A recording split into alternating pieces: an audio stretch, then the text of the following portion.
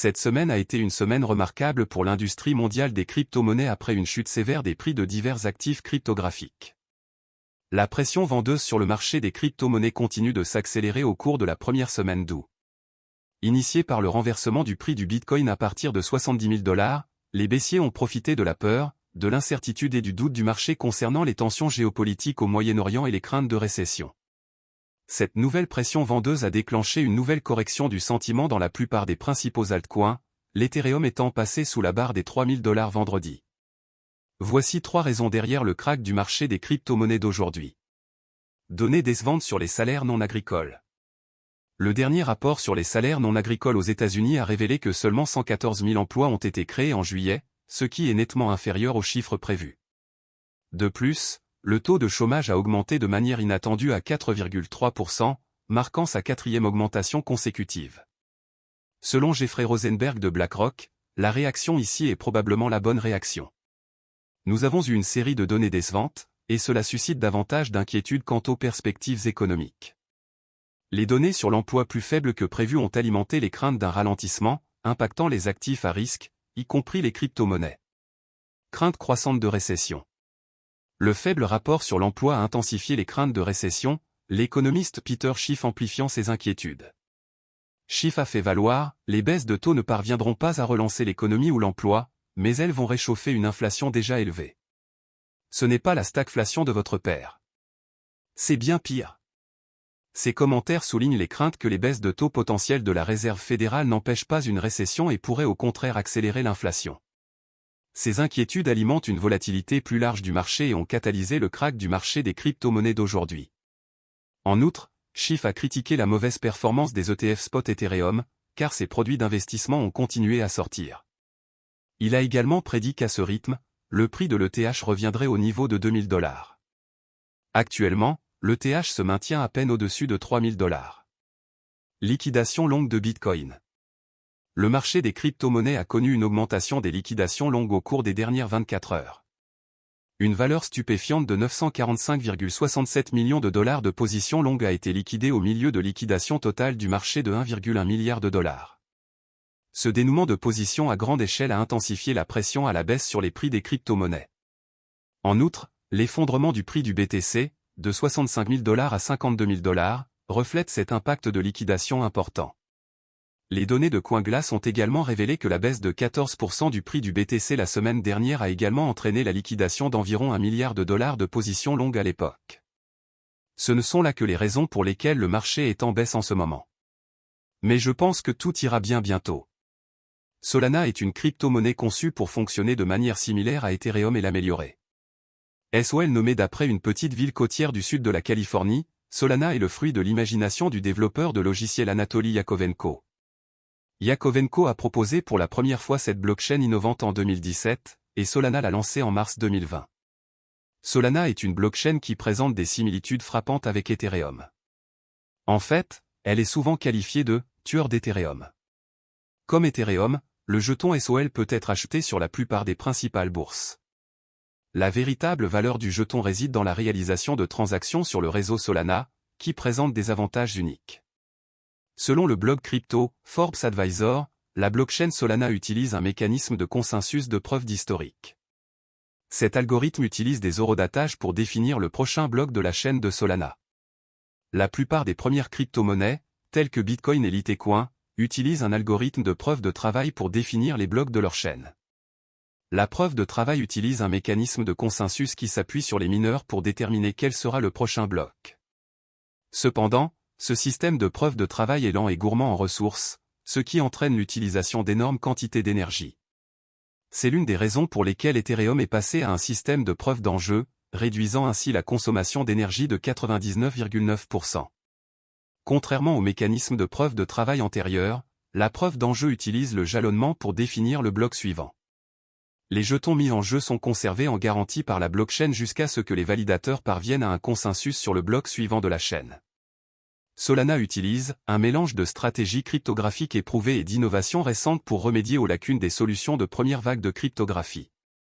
Propulsé par sa combinaison unique de preuves d'historique et de ce que l'on appelle des algorithmes de preuve d'enjeu délégués, le principal problème que Solana tentait de résoudre était les problèmes d'évolutivité d'Ethereum.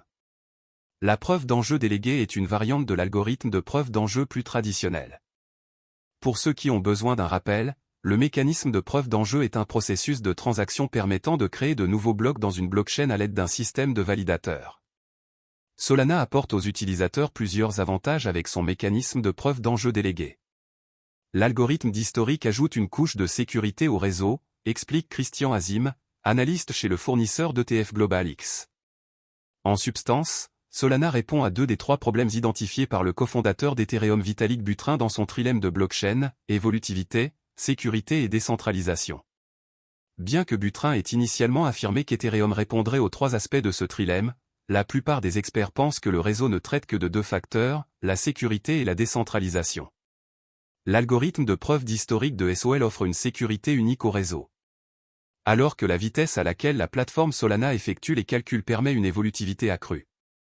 En utilisant un mélange unique de preuves d'historique et de preuves d'enjeu déléguées, Solana offre des vitesses de transaction exponentiellement plus rapides que ses concurrents les plus proches, Ethereum et Cardano, ADA, à une fraction du coût, explique Anisimov en utilisant un mélange unique de preuves d'historique et de preuves d'enjeu déléguées. L'écosystème en pleine expansion et la polyvalence de Solana ont inévitablement attiré des comparaisons avec Ethereum, la blockchain leader pour les applications décentralisées, DApps. Contrats intelligents, Solana et Ethereum ont des capacités de contrats intelligents, qui sont cruciales pour exécuter des applications de pointe comme la finance décentralisée, DeFi, et les jetons non fongibles, NFT. Consensus, Solana et Ethereum utilisent tous deux un mécanisme de consensus de preuve d'enjeu, POS, où les validateurs mettent en jeu leur crypto-monnaie en garantie du privilège de gagner des récompenses pour avoir aidé la blockchain. Solana améliore la POS en implémentant également la POH. Vitesse, une grande partie du buzz autour de Solana en 2021 était due à son avantage distinct sur Ethereum en termes de vitesse de traitement des transactions et de coût de transaction. Solana traite plus de 2700 transactions par seconde au 12 décembre 2023, et son coût moyen par transaction est de 0,00025 $.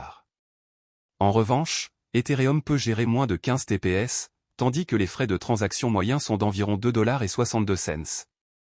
Contrairement à la preuve de travail, qui utilise les mineurs eux-mêmes pour définir le prochain bloc d'une chaîne, ou à la preuve d'enjeu, qui utilise des jetons jalonnés pour définir le prochain bloc, la preuve d'historique utilise des horodatages dans sa définition des blocs pour la chaîne Solana. Ce système innovant permet aux validateurs de la blockchain de voter sur les horodatages des différents blocs de la chaîne. Cela maintient la chaîne relativement décentralisée tout en permettant simultanément des calculs plus rapides et plus sûrs. Solana fonctionne sur une combinaison de protocoles de preuve d'historique et de preuve d'enjeu délégués.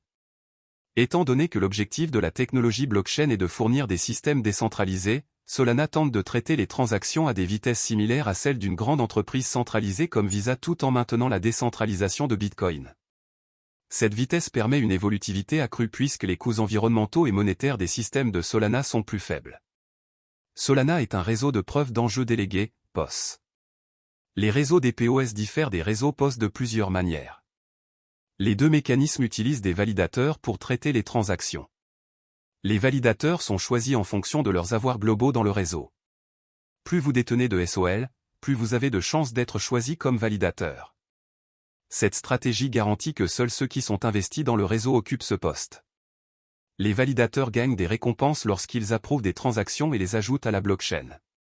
Ceux qui ne sont pas des validateurs peuvent toujours obtenir des profits faciles en déléguant leurs avoirs à l'un des validateurs. Ce système permet à chacun de participer à la sécurisation du réseau et permet aux utilisateurs de décider quels ne méritent de valider les transactions. Il existe de nombreux points faibles sur le marché que Solana tente de rectifier.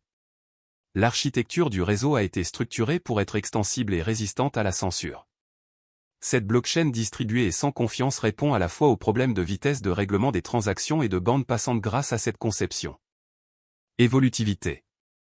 Les problèmes d'évolutivité continuent de nuire au marché des crypto-monnaies. La dépendance des premières blockchains au mécanisme de consensus Proof of Work a entraîné de graves problèmes de congestion.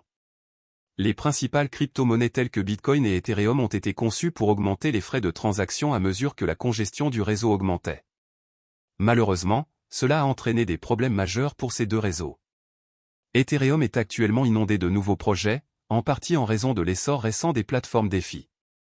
Malheureusement, cette congestion équivaut à davantage de frais et de retard de transaction pour l'utilisateur moyen. La vitesse à laquelle les blocs sont ajoutés à la blockchain de Solana nécessite des niveaux de sécurité supplémentaires pour la blockchain. C'est là qu'entre en jeu l'algorithme de preuve d'historique de Solana. Cet algorithme horodaté chaque bloc de manière à maintenir la sécurité du système. Enfin, les jetons SOL de Solana sont ensuite mis en jeu et utilisés comme garantie pour traiter les transactions sur le réseau. Ces transactions comprennent tout, de la validation des contrats intelligents à l'utilisation de Solana comme marché de jetons non fongibles, NFT.